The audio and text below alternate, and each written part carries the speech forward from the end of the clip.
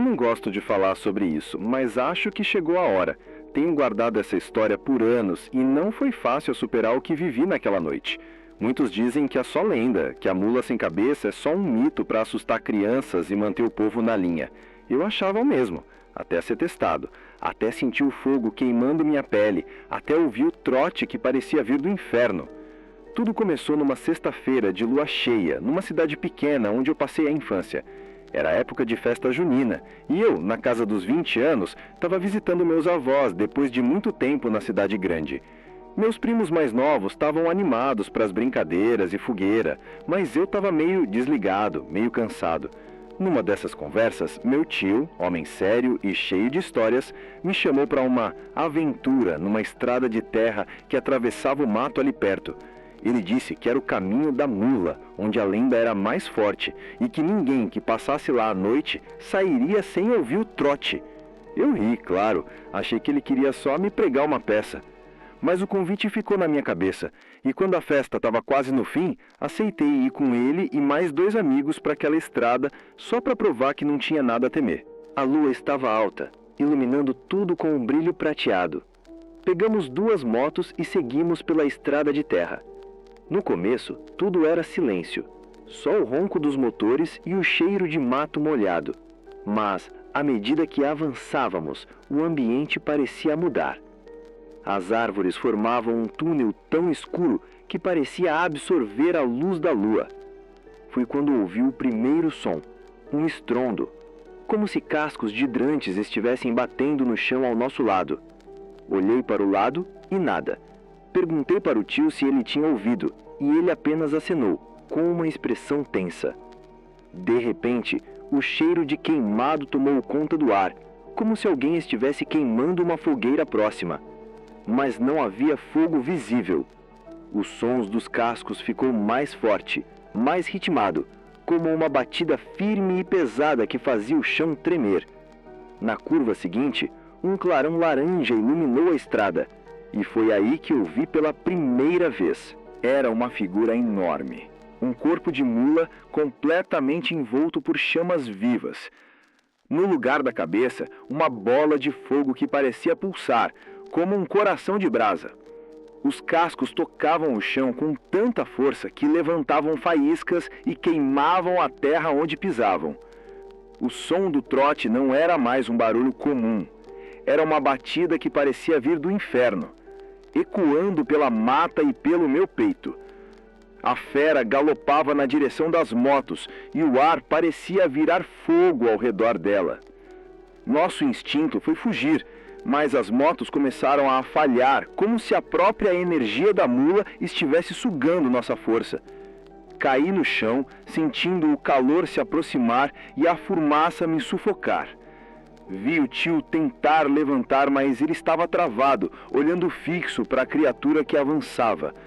Foi quando senti algo que nunca imaginei sentir: o fogo.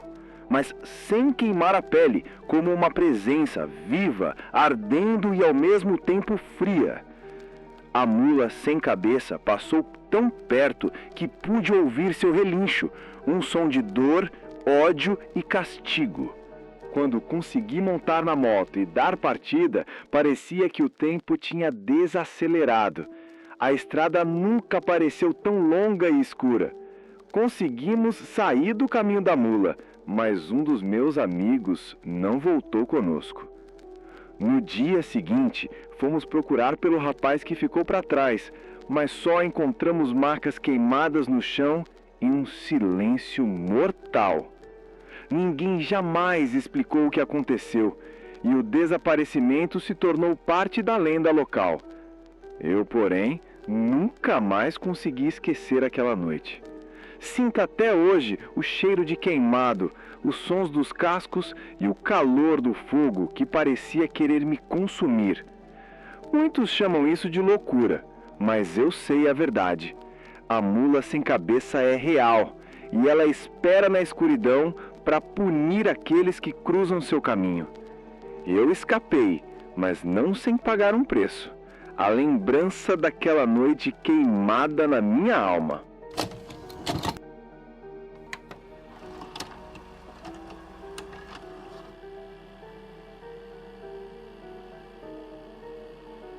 Nasci numa vila pequena, onde o tempo pareceu parar há séculos. As casas são de madeira, as ruas são de terra batida, e todo mundo se conhece pelo nome. A vida ali é simples, mas marcada por costumes antigos, histórias passadas de geração em geração. Minha avó, Dona Maria, era a guardiã das memórias da vila. Quando eu era criança, adorava ouvi-la contar causos ao redor da fogueira nas noites de São João. Entre todas as histórias, a que mais me intrigava era a da mula sem cabeça. Ela dizia que não era apenas uma lenda para assustar crianças, mas um castigo ancestral, uma maldição que carregava a dor de uma mulher que, no passado, ousou desafiar o que a vila considerava sagrado. Segundo Dona Maria, Ana era uma moça bonita e rebelde, neta de uma das famílias fundadoras da vila. Era uma jovem alegre, de olhos vivos e sorriso fácil, mas tinha um segredo que ninguém sabia. Apaixonou-se por um padre recém-chegado. O relacionamento era proibido, claro.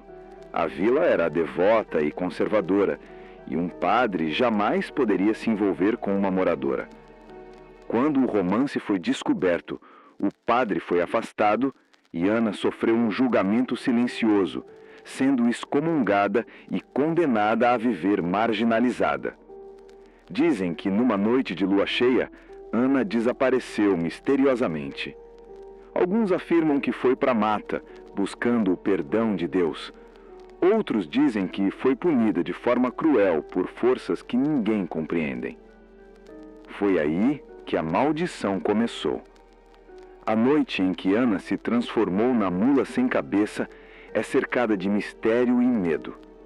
Dizem que ela foi vista correndo pela vila, com fogo saindo do pescoço onde deveria estar sua cabeça, galopando enlouquecida e gritando como se a dor do mundo estivesse presa dentro dela. O trote dos cascos ecoava pela mata e o fogo queimava tudo ao redor, deixando marcas negras e terra queimada. Desde então, a vila passou a viver com medo, pois a lenda dizia que a mula apareceria para punir aqueles que desrespeitassem os costumes, zombassem da fé ou traíssem a confiança da comunidade. Anos passaram, mas o medo nunca desapareceu completamente. Em cada festa de São João, os mais velhos lembram a história de Ana e alertam os jovens para que respeitem as tradições. Naquela noite específica, eu estava com meus amigos na praça da vila, rodeados pelo cheiro da fogueira, o som das sanfonas e o riso alegre das crianças. Tudo parecia normal. Até que uma senhora muito velha, conhecida como Dona Teresa, se aproximou. Ela tinha olhos profundos e voz rouca, e pediu que todos se sentassem para ouvir uma história. Uma história real, dizia ela, daquelas que não se contam para assustar, mas para lembrar. Dona Teresa começou a narrar o que ouviu quando era jovem, uma época em que Ana ainda era viva. Ela falou do amor proibido, da perseguição e da noite em que Ana correu pela vila transformada na mula. Enquanto ela falava, o vento mudou de direção e as sombras das árvores pareciam se mexer. De repente, um cheiro forte de queimado invadiu o ar e um relincho baixo e distante soou da mata. Todos ficaram em silêncio, olhando para a escuridão. A festa perdeu o ritmo e um arrepio coletivo percorreu o corpo de cada um. Alguns dos homens mais novos, cheios de bravura, ou talvez de imprudência, decidiram ir até a mata para investigar o que estava acontecendo. Eu estava com eles. Saímos da festa, o coração acelerado, a lanterna tremendo na mão. A mata parecia mais densa, o ar mais pesado e o silêncio mais profundo. O som dos cascos começou a aumentar, o cheiro do fogo ficou mais forte e o medo começou a nos consumir. Quando adentramos a mata, vimos algo que nenhum de nós jamais poderia explicar. Entre as árvores surgiu uma figura. Era a mula sem cabeça, seu corpo enorme brilhando em chamas que não queimavam a madeira ao redor. sua cabeça inexistente substituída por um fogo vivo que pulsava como um coração furioso.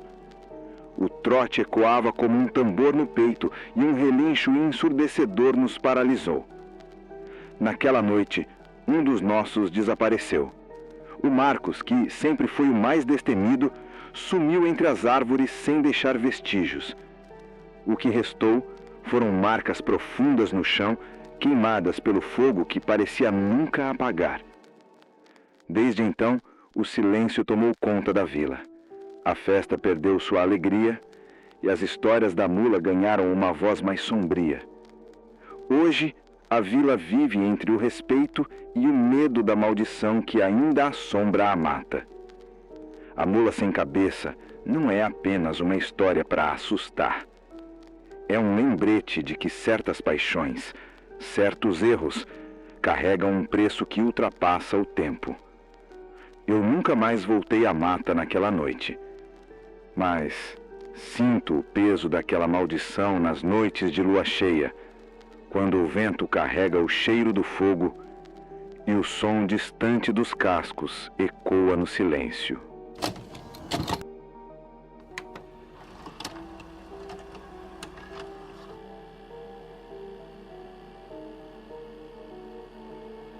Meu nome não importa.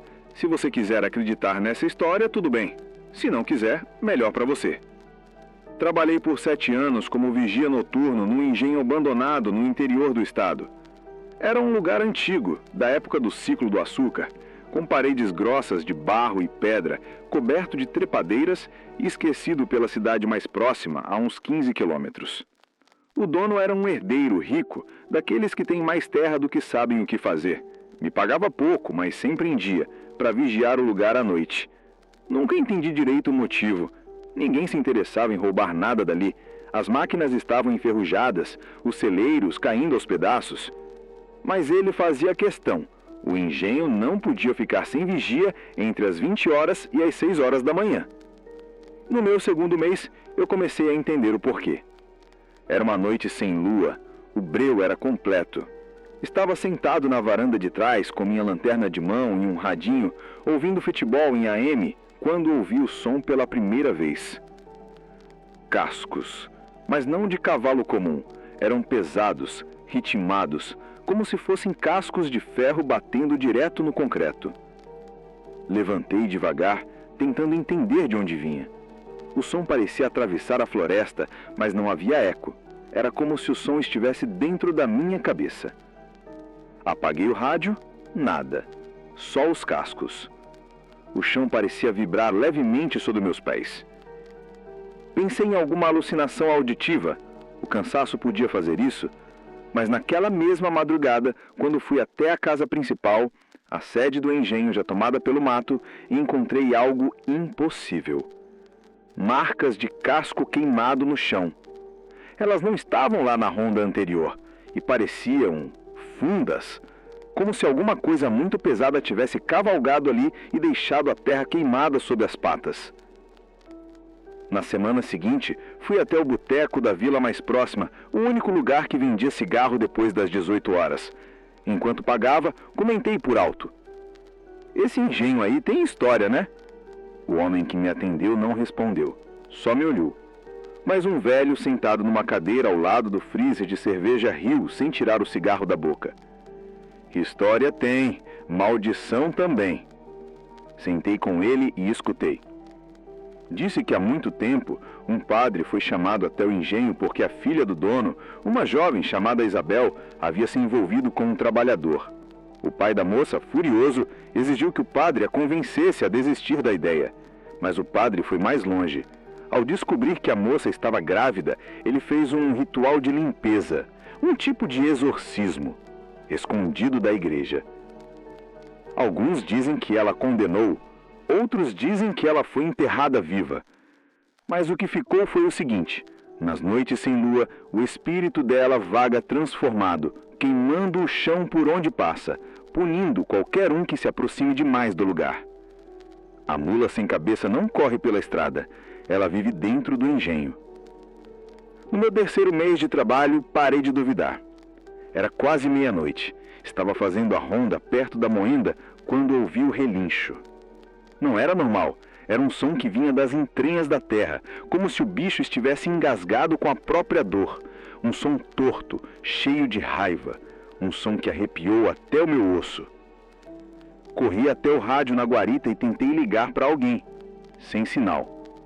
A luz oscilava. O gerador começou a falhar, mesmo com combustível novo. As marcas de casco apareceram de novo, mas dessa vez iam até a porta da casa principal e paravam, bem ali, como se o bicho tivesse entrado. Dormi dentro da caminhonete aquela noite, com a chave na ignição e o farol apontado para o mato. No meu 4º mês, o engenho pegou fogo. Foi uma madrugada seca, céu limpo, nada de tempestade. Eu estava em ronda quando vi o fogo começar, não pelas estruturas de madeira, mas pelo chão, como se o fogo brotasse das marcas dos cascos. As chamas se espalhavam como uma dança viva, mas o estranho é que elas não queimavam de verdade. Não fazia fumaça, nem barulho. Eram chamas silenciosas, fantasmais. Iluminavam tudo em um tom de laranja morto e desenhavam uma figura que galopava pela plantação, sem cabeça, com fogo saindo do pescoço. Era ela, a mula. Ela passou a poucos metros de mim. Eu vi os olhos. Não no rosto, ela não tinha, mas dentro do fogo. 2 olhos fundidos à chama, olhando com uma raiva que não era humana. Quando tudo acabou, as chamas sumiram, mas as pegadas estavam lá, queimadas, fundas, e o chão onde ela pisou nunca mais nasceu grama. O dono do engenho veio dias depois. Quando contei o que vi, ele não riu, não duvidou. Só disse: "Ela aparece quando está incomodada. Deve ter algo que precisa ser terminado." Pedi demissão naquela semana. Na minha última noite, fiquei dentro da caminhonete, motor ligado, e rezei como nunca. Na metade da madrugada, vi a luz das chamas se aproximando pela mata. A mula não correu, ela só andou, devagar, pela estrada de terra até a entrada do engenho. Parou, me olhou, o fogo se apagou lentamente e ela sumiu entre as árvores, como se tivesse sido puxada pelo tempo. Nunca mais voltei ao engenho. Mas às vezes, quando passo por alguma estrada de terra à noite, juro que sinto o cheiro do chão queimado e ouço ao longe os cascos abafados. Ela ainda está por aí, esperando.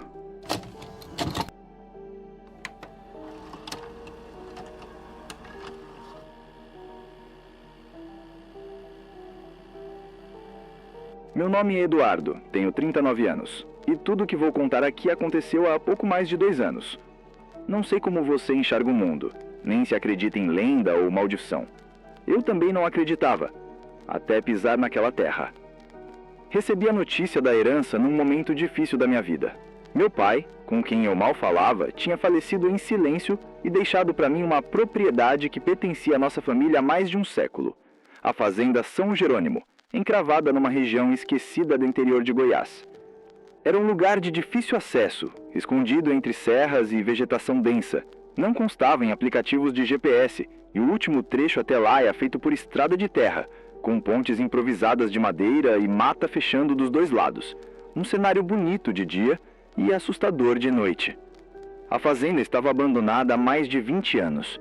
Mesmo assim, aceitei o que me foi deixado. Um advogado da família cuidou da papelada. Peguei a chave, aluguei um jipe e fui ver com os próprios olhos o lugar onde meu pai tinha nascido. O que encontrei foi muito mais do que eu esperava. A sede da fazenda era uma construção colonial, com varandas de madeira, telhado desabando em partes e janelas que ainda rangiam quando o vento passava. O mato alto engolia os degraus da frente e os celeiros estavam em ruínas. O caseiro, um homem idoso chamado Antenor, ainda morava num quartinho nos fundos. Me recebeu com desconfiança, depois com uma tristeza estranha. Foi ele quem soltou a primeira frase que me marcou. "A fazenda é bonita, mas a noite aqui tem coisa que não quer ser incomodada, doutor." Pensei que era papo de interior, superstição de velho. Sorri, agradeci e comecei a limpar o lugar. Passei 3 semanas lá tentando colocar tudo em ordem. Mas todas as noites, todas, eu ouvia os mesmos sons. Um trote abafado, vindo da mata, e o que parecia ser um relincho, mas com um timbre errado. Um som que parecia sufocado, como se viesse de dentro da terra. Na 3ª semana, explorando o antigo escritório do meu avô, encontrei um livro escondido atrás de uma prateleira solta. Era um diário. As anotações começavam em 1912 e terminavam em 1931. Nas páginas mais antigas, ele falava de coisas comuns, lavouras, chuvas, partos de animais. Mas com o tempo, o tom mudava. O que se lia era o relato de um homem atormentado. Ele falava de uma mulher chamada Amália. Segundo o diário, Amália era a filha bastarda de um capataz e foi criada na fazenda em segredo. Aos 19 anos, se apaixonou por um padre da paróquia da vila próxima. Quando a gravidez veio à tona, o escândalo foi tanto que o padre fugiu e a família a trancou num dos porões da casa, para evitar vergonha maior. O avô foi-me informado que ouviu os gritos dela por noites seguidas. Até que, numa sexta-feira santa, ela desapareceu. Nas páginas seguintes, ele falava de um som de cascos, um cheiro de terra queimada e de uma criatura que passou a galopar pela fazenda nas noites de lua cheia, sempre vindo da direção da antiga senzala, sempre deixando o chão queimado por onde passava. A última frase escrita dizia: "Não é mais minha filha, é a maldição dos nossos pecados." Depois que li o diário, tudo pareceu se intensificar. Cercas amanheciam quebradas, como se algo tivesse passado direto por elas. A terra ficava marcada, com sulcos de cascos queimados. Antenor parou de sair do quarto à noite. Começou a rezar alto, trancando portas e janelas com correntes. Tentei racionalizar, claro. Procurei pegadas humanas, pegadas de animal. Nada batia, nada explicava aquelas marcas, muito menos o cheiro de enxofre e carvão que pairava no ar antes do amanhecer. Numa dessas noites, ouvi um som tão próximo que congelei. Vinha debaixo da varanda da casa. Trote, pesado, lento, e depois o que parecia um relincho, seco, arranhado, como um soluço de dor e ódio ao mesmo tempo.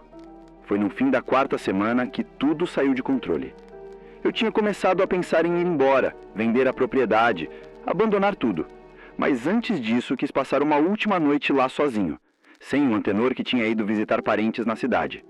Era noite de lua cheia. O céu estava limpo, mas o ar parado. Nenhuma folha balançava. Acordei às 2h37 com um barulho ensurdecedor, um relincho seguido de um estrondo, como se algo tivesse batido com força no chão da varanda. Saí com a lanterna e vi. Ela estava ali. A figura de uma mula enorme, coberta de chamas, sem cabeça, mas no lugar do pescoço um fogo vivo, girando como uma esquiral. Os cascos queimavam o chão a cada passo. A madeira da varanda estalava, mas não pegava fogo. Ela me olhou, não com olhos, com a presença. Era como se minha alma fosse puxada por aquele calor. Tentei correr, mas minhas pernas não obedeceram. Eu apenas caí de joelhos, tremendo. A criatura ergueu as patas dianteiras e sumiu no ar, deixando o chão negro, rachado e o cheio de carne queimada. Acordei horas depois, com a luz do sol entrando pela janela. Achei que tinha sido um delírio, um sonho, até sair para fora e ver a terra, toda à frente da casa, marcada, casco por casco, em círculo. A partir daquele dia, não consegui mais viver ali. Deixei a fazenda, nunca vendi, nunca voltei. Mandei lacrar a casa, pagar um caseiro novo, alguém que só aparecesse de dia. Nunca mais consegui dormir com o silêncio completo. Sempre deixo algum som ligado, porque às vezes, mesmo longe, eu ainda ouço o trote, baixo, ritmado. E quando vem a lua cheia, o cheiro, o mesmo cheiro de terra queimada. A fazenda é bonita, mas tem coisa lá que não quer ser incomodada. E se você tiver juízo, nunca vá até lá à noite.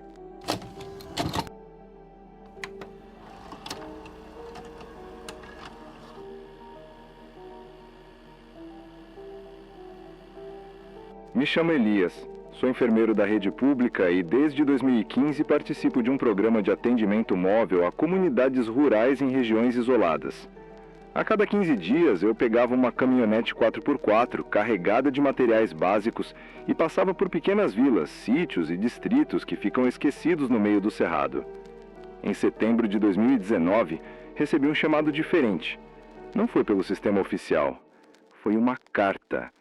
Escrita à mão, com caligrafia tremida, dizia apenas: Senhor Elias, por misericórdia, venha até a região de Morro das Cruzes. Há uma mulher aqui perdendo sangue desde a última lua cheia. Ela está viva, mas não devia estar. Sem endereço completo, sem remetente. Fui até a sede da prefeitura e ninguém soube dizer quem enviou. Disseram que Morro das Cruzes era um povoado antigo, quase fantasma, onde não moravam mais do que 30 pessoas. Fica no alto de uma serra, numa região onde o mapa já vira silêncio. Decidi ir. Levei mais de 4 horas desde a última estrada asfaltada até chegar ao tal Morro das Cruzes. O céu estava vermelho no entardecer e a poeira seca subia em ondas pelo caminho. Encontrei o povoado escondido entre colinas, cercado por árvores retorcidas e uma capela decrépita no centro.